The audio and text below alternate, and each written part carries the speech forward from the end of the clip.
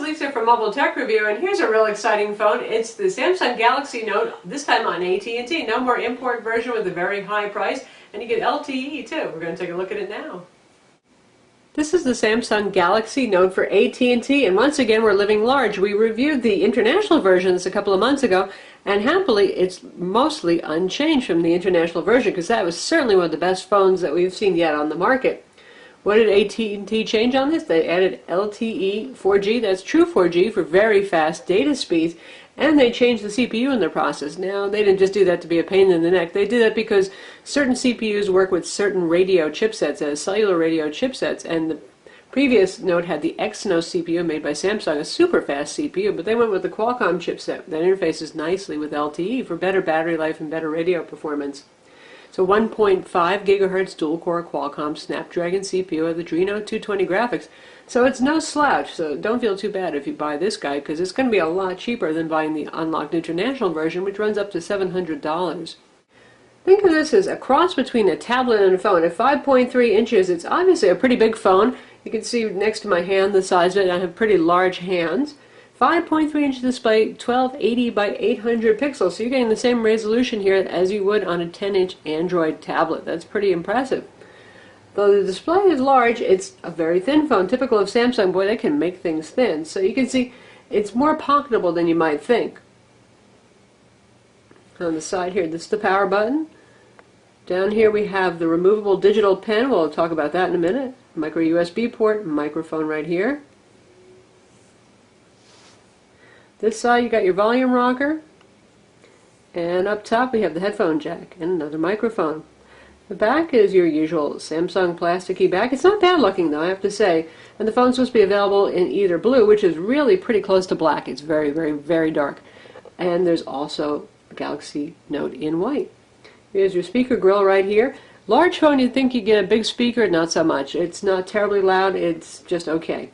8 megapixel camera here with LED flash, and it has a front video camera that works with Skype and Google Talk for video chat. The front here we have 4 capacitive buttons. That's about the only physical change for the AT&T version, instead of 2 buttons plus the clicky kind of center home button that the international version has. And I'm fine with the 4 capacitive buttons right here. They work well.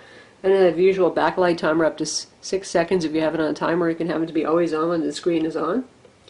There's your camera up here, big earpiece. The phone runs Android OS 2.3.6 Gingerbread. Like the international version of the Note, we expect that this guy should see Ice Cream Sandwich, which will be neat because there's a lot more support for the pen. And speaking of the pen, we have a digital pen down here. Now this isn't just a capacitive stylus, which is very imprecise. This is actually an active digitizer. This is a Wacom digitizer that it uses. So you've got capacitive multi-touch here, and you have the very precise pen for note input. There's an app called S-Note on this that Samsung makes, which we'll show you in a minute. It's exactly the same as the international version, and you can bring up the mini version just by pressing on the little button down here. It actually has a little button just like tablet PC pens.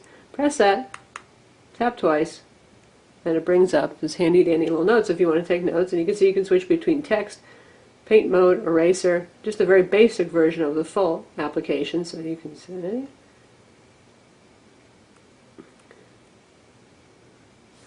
now one thing I noticed compared to my international version is the stylus is a little bit off to the side of where I'm actually writing, and don't know why that is. There is no utility for pen calibration like there is on a Windows tablet PC, but that is what it is. It works fine actually for writing, but if you're a graphic artist and you're doing some serious sketching with it, it might bother you a little bit. So you can either save your note or cancel if you decide you don't want to save it, and that's the mini version of Note. And now we'll look at the full version, which is S-Memo.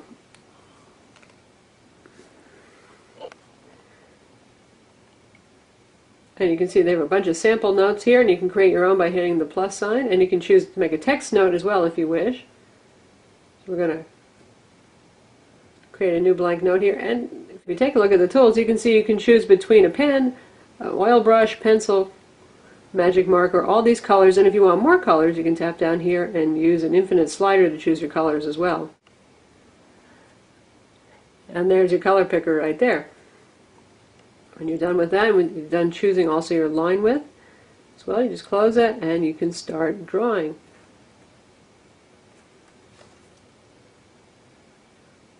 There's our awesome little flower pot. Now this is pressure sensitive, so right now I'm drawing very lightly, faint gray line, pressing heavily, fat black line. So pretty nice for drawing and sketching. If you watch our original video review of this, you've seen me go to town and draw some parrots and stuff like that with full colors. So that's what you can do, and this app is included, it's built in. Now on the international version of the Samsung App Store here, we actually saw more hand-picked apps that were pen-friendly, and this one is just pretty much some basic stuff here. You have some stuff like Sketch, that's the sketching portion of Evernote, but the rest of it is pretty much just generic application recommendations that will take you over to the Android market to actually download. But that's what that looks like. So that's sort of their pre-curated list of stuff.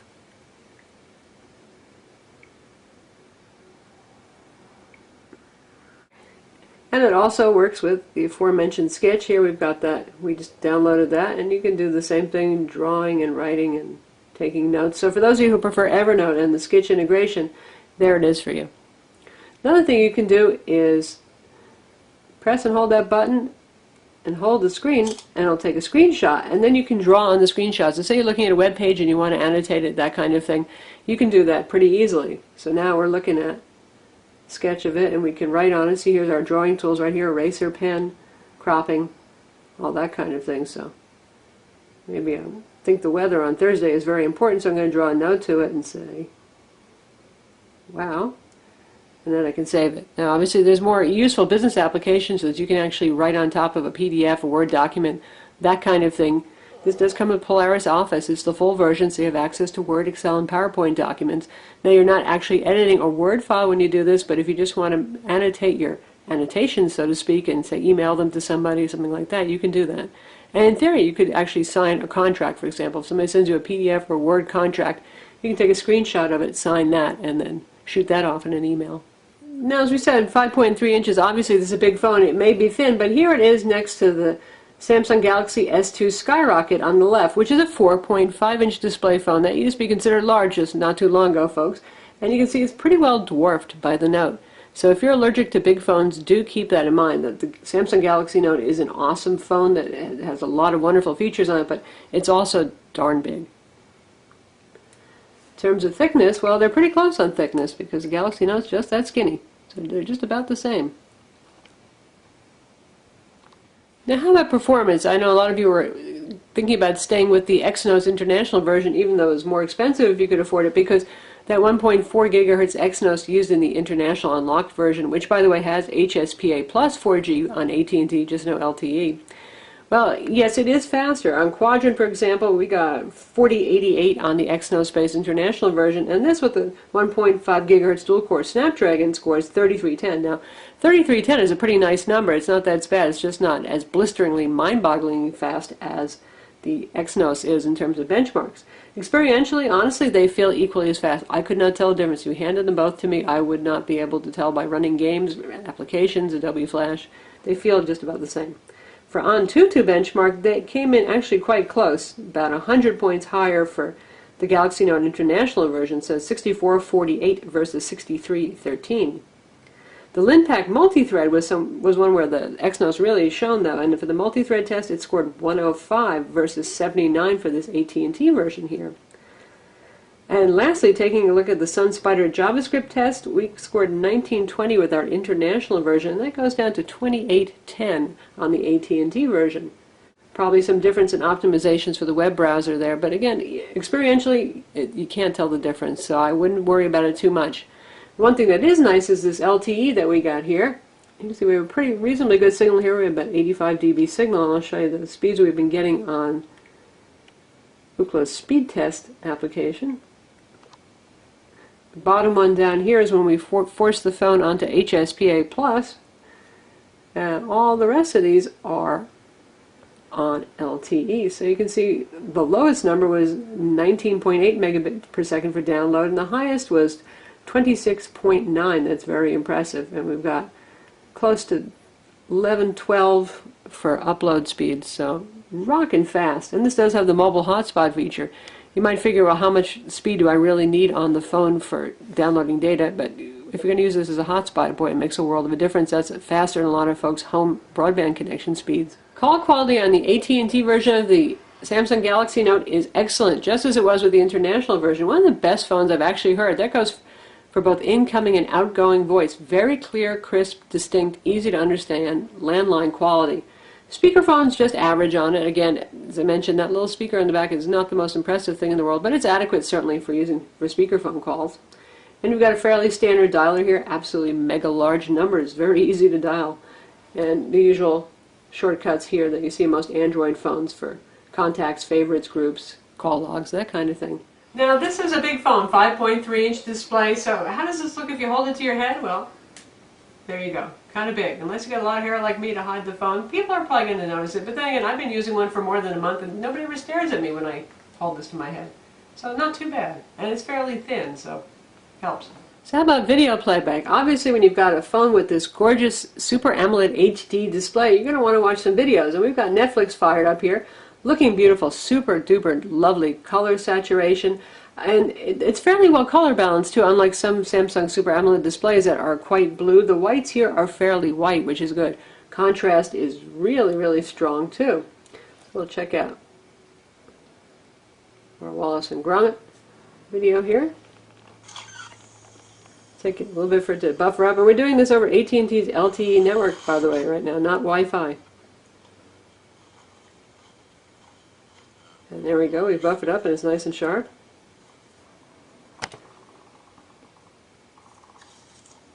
The speaker's set pretty high at this point, almost to maximum. I think I'll make my own porridge. Looks absolutely fantastic. Now this is a nice way to watch movies on the go. So that's Netflix.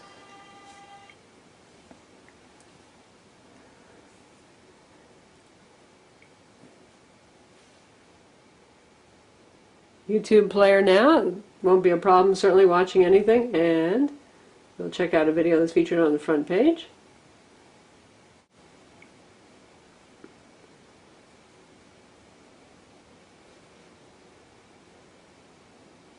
Only moments ago, New York has come under attack. Witnesses claim to have seen hundreds of UFOs. It's opening fire! Oh my God! Looking absolutely great.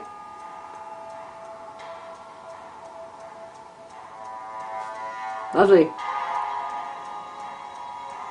We've also got M-Spot Movies here, or videos that's partner with AT&T for selling you some streamable, downloadable movies.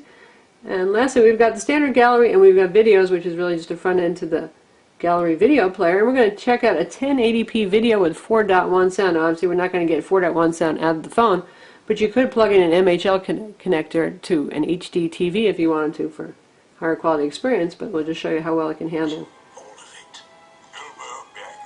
1080p video. Absolutely no problem.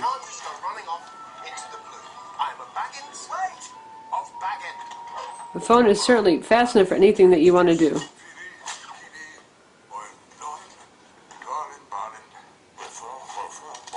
So there's 1080p video playback. Phone's running the latest version of TouchWiz, which I actually like pretty well. They don't mess with the looks of the phone too much, but they do add a lot of enhancements. For example, just like on other Samsung phones, quick access to all your wireless radios here and any notifications.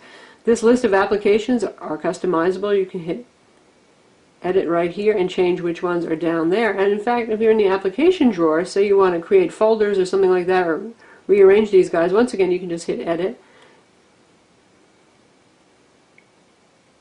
And you can grab these and move them around wherever you see fit, drag one on top of another to create a folder, which is pretty cool, and you just have to remember to hit save when you're done. In terms of software that's on here, yes, there is some AT&T bloatware, and then there's the usual Samsung stuff. You've got Keys Air, that's for syncing over Wi-Fi. Otherwise, you can plug this guy in over USB, and it can work either as a keys device with MTP protocol, or you can switch it to mass storage mode, for especially useful for you Mac users. We've got a voice recorder over here, the S-Memo we already took a look at. Standard Google applications like navigation, YouTube Player, Maps, Gmail, email, all here. Full version of Polaris Office to read, write, and edit MS Office documents. And then we've got AT&T apps. They're pervasive square barcode scanner, which is actually kind of handy. AT&T Family Maps, AT&T Navigator, AT&T Ready to Go.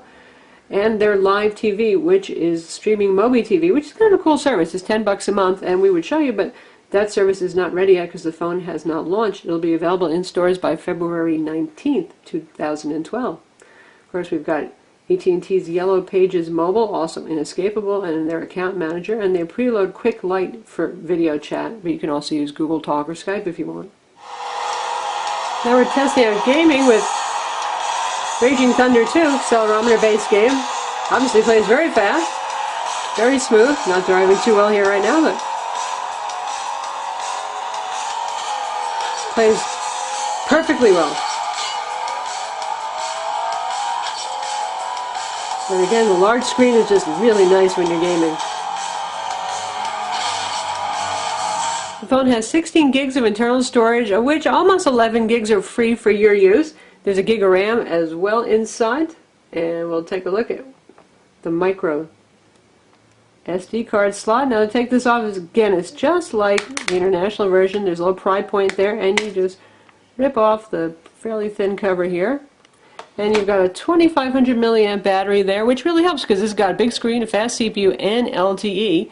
So far, battery life hasn't been too bad. It hasn't been really any worse than my Skyrocket. Those extra milliamps really do help. Here's your micro SD card slot right here. Yes, you do have to pull the battery out to insert or remove the card, and a card is not included since there's a pretty good amount of built-in storage space. And that's your SIM card slot right there. Here's your little chrome speaker grill, and a better view of the 8 megapixel camera. The Samsung Galaxy Note has dual band Wi-Fi 802.11bgn. It's pretty neat to see dual band in a phone, and it has the usual Bluetooth and the GPS with GLONASS. It works pretty well. In fact, it works very well. The phone has an 8 megapixel camera, and interface is pretty much like all the other recent Samsung phones. We'll put our sickly bezel plan up here. So use it for a viewfinder, and shot speed's pretty quick. Shutter sound is quite loud. Of course, you can adjust that. And then you've got your controls over here for settings and stuff like that. Nice transparent overlay so you can still see your scene back there. So there's plenty of settings to play with as well. And it can also shoot 1080p video. Image quality is excellent, as we come to expect from Samsung's higher-end Android smartphones, and video quality is also quite good.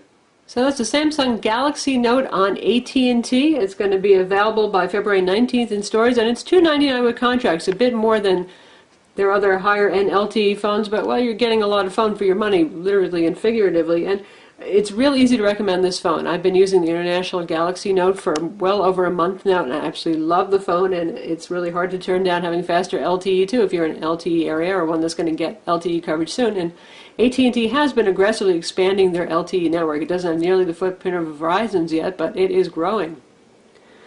Speeds with the dual-core Qualcomm Snapdragon CPU are just fine by me, and with Adreno 220 graphics, good for gaming. It's great for video playback. Sure, it's not as mind-bogglingly fast as the Exynos on paper, but it's certainly, I think, good enough for most folks out there.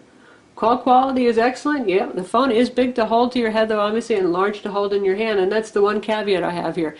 If you can, go check it out in the store to see the size for yourself, and if you're not into large phones, that could be a consideration. However, if you don't mind that, or you're looking to maybe replace your 7-inch tablet and your phone at the same time, this guy can do double duty quite well. I'm Lisa from Mobile Tech Review. Visit our website for the full review, and don't forget to subscribe to our YouTube channel.